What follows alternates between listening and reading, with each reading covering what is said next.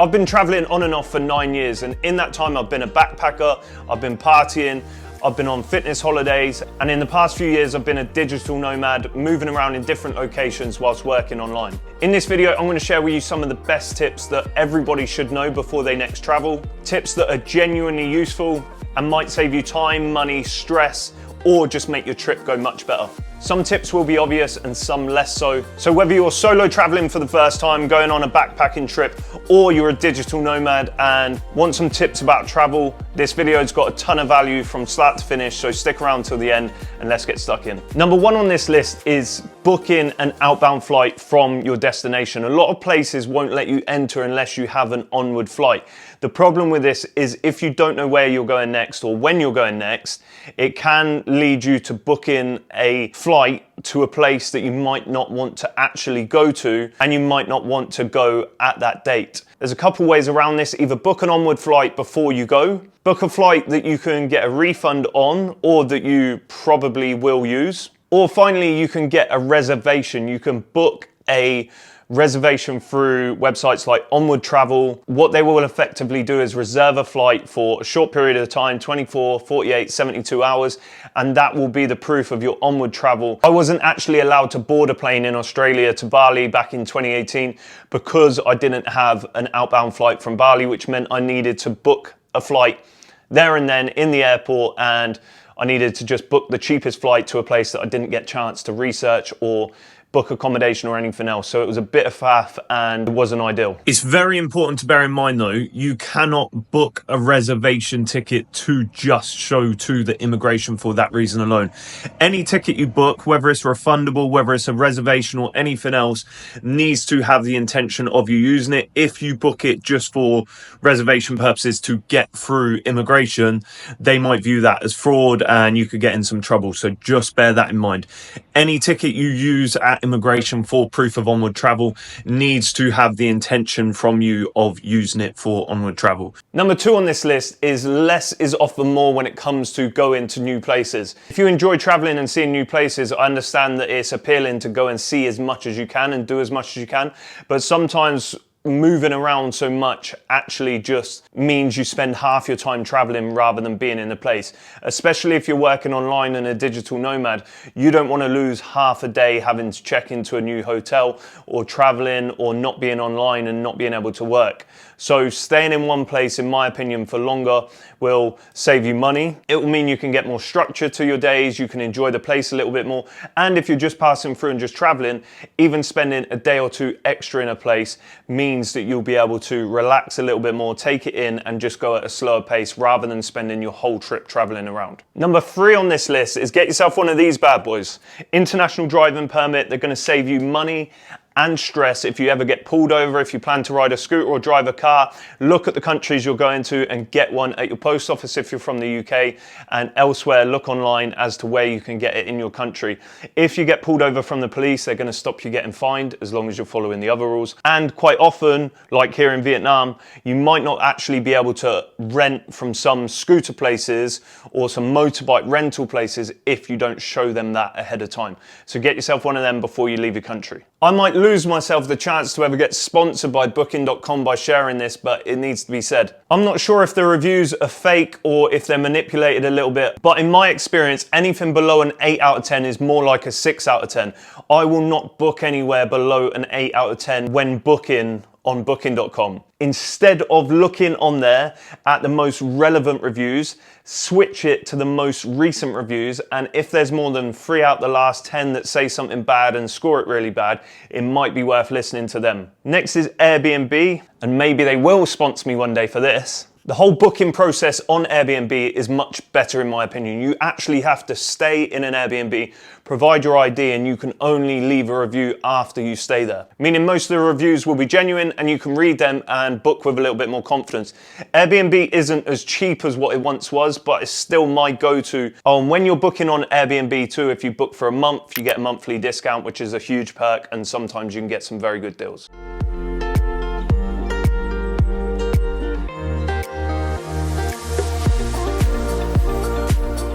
The next thing is a common question I get on some of my videos in the comments section, and that is, will I meet people? How easy is it to meet people when you're solo traveling? My best advice is whatever you like to do, go and do that. If you are somebody that's into health and fitness, go to a Muay Thai class, a Brazilian Jiu-Jitsu class, go to the calisthenics park, or go to the gym and get chatting with people. If you're into business, go to a co-working space, go to a digital nomad meetup or something along them lines. And if you're into drinking and want to party, go to a sports bar. Maybe go there when a sporting event is on so you can meet people that are into similar things. They're the best ways, in my opinion, to meet people. If you are backpacking and you're staying in hostels, then I don't think you'll have any issues with meeting people when solo traveling anyway. Number 6 on this list is pack light. Doesn't matter what trip you're going on, unless it's a holiday where you're going to one place, staying there, you're taking a big suitcase and you're only away for 10 days, 2 weeks, only pack as much as you need.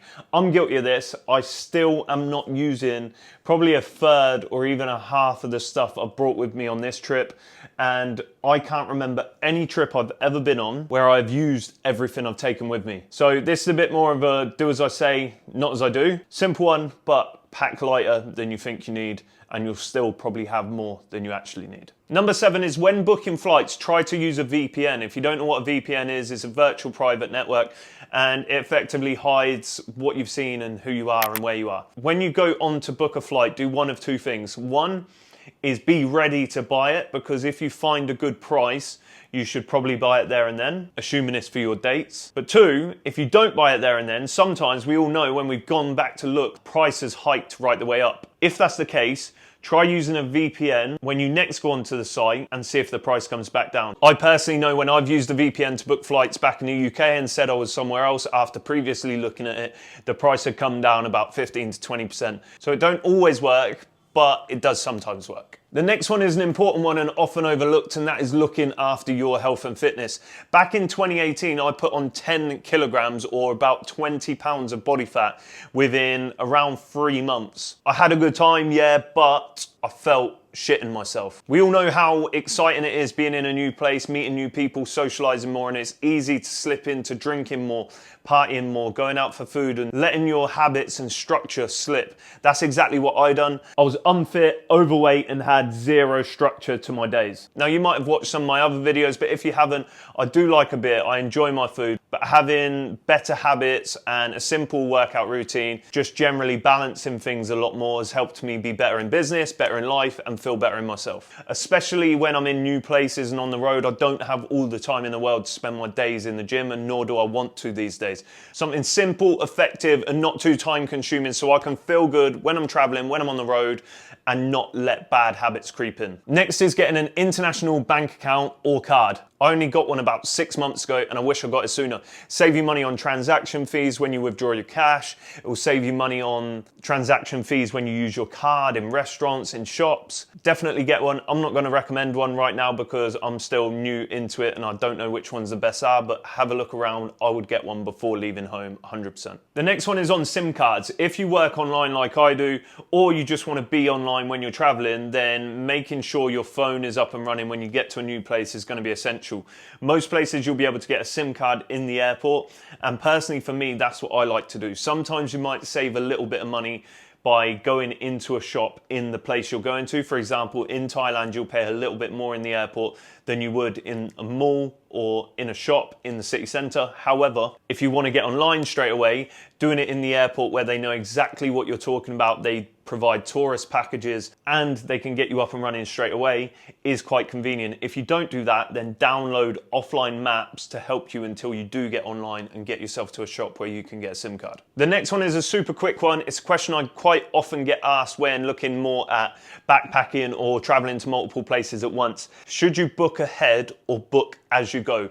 This is simply put, I would always book ahead unless I wanted ultimate flexibility. Booking ahead will give you more options of accommodation, it will save you money, and it will save you stress knowing that you know exactly where you're going to stay and that you don't need to constantly be on the search for the next accommodation. However, if you are backpacking, if you are going solo, if you plan to move around a lot and you want the flexibility, then that's the only exception I would say where booking as you go can be a good idea. It's just worth bearing in mind that if you're traveling in the high season or more popular season of going somewhere sometimes, it might be harder to find accommodation in the short run, or you might get stuck and have to pay more. Personally, for me, I'd rather book ahead, and even if I didn't like the place and wanted to leave early, I'd just lose one night's accommodation and go on to the next. Here's 2 tips in one about saving some money or saving yourself some stress in regards to money.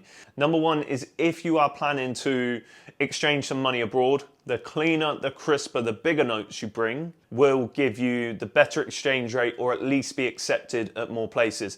Coming from the UK, the biggest note we've got is a £50 note. The cleaner, the crisper, the bigger the note, the better the rate, or the better accepted the note is at more places that will want to exchange the money. And the second part of this is Western Union is a good place to withdraw big sums of cash. If you go to the ATM, you can usually only withdraw a certain amount of money. Western Union will allow you to withdraw a lot more money, and they are available with branches in so many places. So they might not be the cheapest, but they're still a good way to change your money, and they do offer a good rate. Plus, if you ever lose your bank card, you can use Western Union by going online, logging on your details, and then take your passport into the store, and you'll be ready almost straight away. So the final tip on this video is a 3-parter. Number 1 is get yourself a travel adapter that has multi-use plugs. So you've got USB, you've got UK, Europe, Asia, US,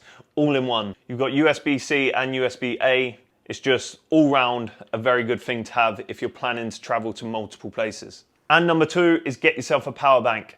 These are about 30 to 40 US dollars, and mine has been one of the best investments I've made for traveling. It keeps me online, it keeps me charged, and just gives me that peace of mind if ever I'm going on a long journey and need my tech up and running. That will allow me to stay online on my phone to charge it if the battery ever dies. Part B of this is travel to places in the low season as well as the high season. The high season usually means the best weather, and that's why it brings in the higher crowds, and that's why it's busier. Massive perks with the weather and meeting people and places being busier, but sometimes having a place quieter in the low season, you might still get lucky with the weather, and it means prices of accommodation comes down as well. I always avoided, for example, going to Thailand during the low season for many years, but actually the crowds are less. I like the place a lot during the low season, and the prices are cheaper. So I would definitely say don't avoid places in the low season if you want to go there. Just do your research first, because obviously some places in the low season might be rainy and cold most days. And the final part on this, if you are into your sports and you're going to a place where the time zone will be awkward for when the sports will be live, take a Fire Stick with you and plug it into your smart TV. It means you haven't got to go out at crazy o'clock or stay up till 3 a.m. to watch the Champions League final, or watch some UFC, or watch some rugby, or whatever it is. The Fire Stick coming with me on my trips has been a game changer. I've only been doing it about a year, but it's well worth it. And that is it for this list and this video. I hope you found that useful. I hope you found some value in it. If I missed anything out on this list, please let me know in the comments. If there's anything that you would disagree, not bring, or add to this list, then let me know in the comments. Also, as always, I appreciate you tuning in, and I'll catch you in the next one. Peace.